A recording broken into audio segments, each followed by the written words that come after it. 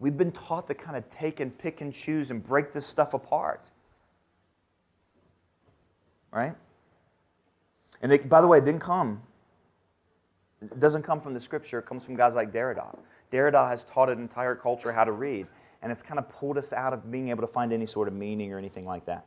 Okay, so that's what we mean when we say we have to understand postmodernism as a worldview. But we also need to understand postmodernism as something else. Remember I said fill in the blank. Ideas have what? Consequences and what else? What? Victims, good. What else? Definitions, what else? Histories, yep. And what else? Let me give you another one. Ready? Ideas have contexts. There are some contexts, there are some cultural contexts in which certain ideas have an awful lot of power, have an awful lot of influence, right? Postmodernism is one of those cultural ideas. So we need to understand postmodernism not just as a worldview, but also as a cultural mood. It is kind of the mood our culture is in. Just like people get moody, so do cultures. And so let me illustrate this. There's a lot of ways to talk about this, but we'll start by just comparing the most popular, important television show of the 1980s. What's the most popular, important television show of the 1980s? The Brady Bunch. No, that was the 50s, man. Yeah. That was I think that was the 40s. I think that was like before there was TV. No, Andy Griffith. This is painful that you guys are saying this. Yeah. MacGyver. I said popular. Yeah. What? Seinfeld, wrong decade. But thank you for not making it black and white. That 70s show. That was like last year. Yeah? What? Oh my gosh, you guys are killing me. Saved by the Bell. I said important. Yeah. Thank you, The Cosby Show. How many guys have seen? Listen, this was the #1 show for almost every year of the entire decade, right? How many guys have watched at least one episode of The Cosby Show in your life? Okay, good. All right, now, and let's compare that with it wasn't the most popular. Friends was the most popular show of the 90s, but the most important show. What I mean by this is because historians of television, because for some reason we have these, say that shows prior to the 90s look like The Cosby Show and shows since the 90s look more like this show. Any guesses? Seinfeld. Otherwise known as the show about nothing. How many guys have seen at least one episode of Seinfeld? Okay, a bunch of sinners. Okay, good. Now, these are very different shows. Now, what's interesting is that literally these were one decade apart. This one ended, that one began. Okay? In fact, on the same network. Very, very different shows. How are these two shows different? What do you think? Yep. Yeah. Cosby Show is about family. Seinfeld is about friends. Let me take that just a little bit further because that's really, really important. In Cosby Show, family, was it portrayed positively or negatively? Positively, yeah, very well. In fact, it was the solution, right? There was a problem. It was going to get solved where? In the family. In Seinfeld, family wasn't the solution. Family was most often the what? You remember George's dad? Yeah, okay. So it was the problem. And so there was a view of this. Now, this is just one of 3 traditional social institutions. Family is one of them. What are the other 2 kind of big social institutions?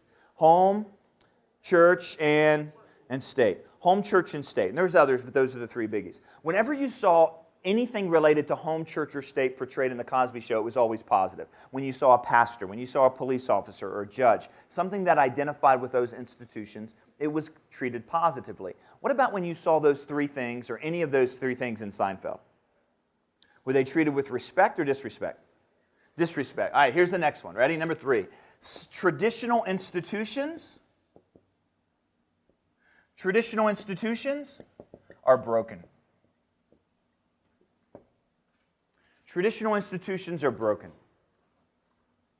And one thing you might say is they can't be trusted.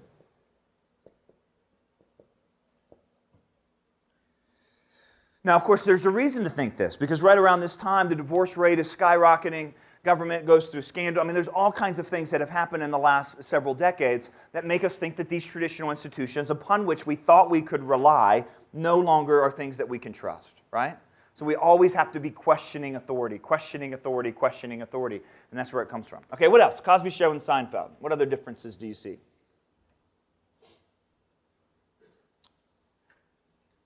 Oh, come on. Really? Yeah. Yeah, okay, that's kind of what we just talked about. Yep, one was family friendly, one treated it well, one was not. Yeah, what else? There was clear moral lines in Cosby Show, right? Yeah, I mean, there was right and wrong, and if you broke the rules, you got punished and that sort of stuff. Were there clear lines of right and wrong in Seinfeld? You never saw it? Aren't you spiritual? Ding! Yeah, so the question is, how many of you guys saw an episode of Seinfeld? What was, he's like, yeah, I was, do we need to separate you two? So, what was right and wrong in Seinfeld? What ended up being right and wrong in Seinfeld? Because this, is, by the way, is another quote and another characteristic. Do you know? Maybe right would be like, I think it's mostly about loyalty between friends. That's like is right. Yeah. So it has something to do with communities. It wasn't just personal, but it was like, you know, yeah. But then like for wrong, they were always like sleeping with other people and everything, and Stealing the rye bread from old ladies. yeah. That was a pretty funny one, wasn't it? Yeah. Well, they always argue over right and wrong. Yeah, they did argue back and forth. Yeah. Did they ever land on a clear moral principle? Never, Okay. So here it is, and this is actually a quote from a postmodern thinker named Richard Rorty, R-O-R-T-Y. Here's what he said: right and wrong is whatever I get away with. In other words, whatever my culture lets me get away with, whatever my tribe lets me get away with, whatever my community lets me get away with, right and wrong is whatever I get away with. Now, obviously, that's not a form of moral absolutism. That's a form of moral what? Relativism. Yeah, okay. What else? Difference between Seinfeld and Cosby Show. How many of you guys saw at least one episode of The Cosby Show again? Okay, if you saw one episode, you've pretty much seen them all. I don't mean that. It was creative and it kept changing. But every episode was pretty much similar, right? There was a crisis or a conflict, like Theo had cheated on a test or Rudy was hiding in a cupboard or something like that, right? And then there was conflict, and 30 minutes later there was what? Resolution. Just like in your house where all the problems get fixed in 30 minutes, right? Isn't that how it works? Yeah.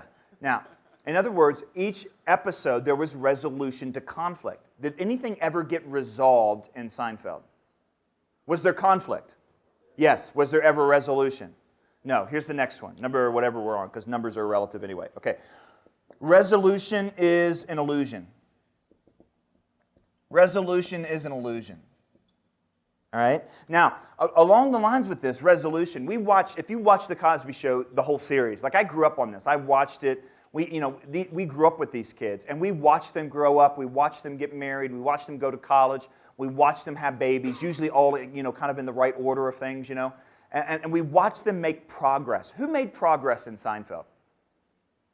I think they made regress. You know what I mean? I don't think they grew up. They kind of grew down. And so that's the next thing. And this is a very important one. If there is no big story, then not only is resolution an illusion, but progress is an illusion. Now, this is very important in ways that are far more significant than an episode of Seinfeld, because this really shapes kind of gut-level, man-on-the-street understanding of economics. Okay? Now, here's what I mean by this. There's kind of two theories of economics. One is that there's a fixed set of resources, right? And that fixed set of resources has to be shared and distributed evenly among the people in the population. The other is that there's a fixed set of resources, and people can bring in ingenuity and creativity and business models and so on, and that fixed set of resources can get bigger and bigger and bigger and bigger, and more people can have more things, right? Now, the idea of resolution being an illusion or progress being an illusion, you hear this kind of in this kind of common language. See if you can fill in the blank on this one. If somebody won, that means somebody else must have what? Lost. If the rich got richer, it's because the poor got what? Poor. That's this idea. It's called, ready? It's called a zero-sum game. And what we mean by a zero-sum game is basically if somebody gets rich, if somebody gets wealthy, if somebody gets ahead, it's because they push somebody else what? Down. All right? This is a whole understanding of economics that shapes, particularly, by the way, Gen Xers like me and millennials like you, that we think that there's no solution that can actually lift all ships, that can actually make everything sort of better. Let me just ask you this. Has abject poverty around the world, and let me tell you what I mean by abject poverty. Abject poverty means you actually cannot access resources. You're in danger of like dying. That's not the same thing as poverty in the U.S. Poverty in the U.S. is mainly relative poverty. In other words, some people are poor as opposed to the rich, but most of them are rich compared to the poor around the world, right? So the poor in America usually have air conditioning and flat screen TVs, okay? Now, not always. I'm not saying that's all the case. But in general, below the poverty line, you can still afford an awful lot of things that make you live better than royalty would have lived in other cultures at other times.